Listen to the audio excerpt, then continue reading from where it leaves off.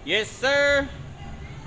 Available na mga sir yung NMAX version 3 natin na standard ito mga sir, no? So hindi po ito yung turbo. Last time meron tayong turbo, no? Isa lang na nagkaroon tayo ng turbo last time, pero nakuha na mga sir, nakuha agad. So itong dumating ngayon, hindi siya turbo mga sir, pero version 3 na. So makikita nyo mga sir, no, sa kanyang tail light, medyo iba na yung design, ano, gray at saka black ito mga sir.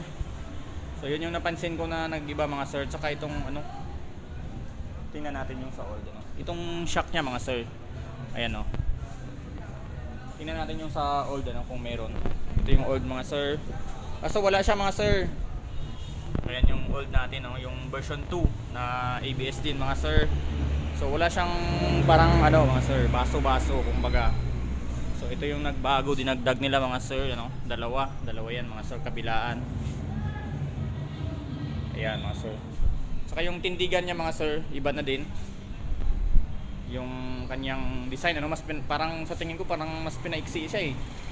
So dito sa kanyang odometer mga sir na design, ano, iba din yung display niya dito, iba din mga sir.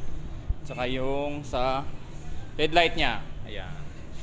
So magkaiba na. Ito ata yung high niya dito. So kung titingnan natin doon sa version 2 na headlight, iba din mga sir, iba na. So yun lang mga sir, napansin ko, ano. So available to siya mga sir. Baka gusto nyong mag-apply installment or cash, pwede din mga sir. Ayan yung B3 mga sir, ay B2, sorry. Yan yung headlight ng B2. So ito naman yung B3.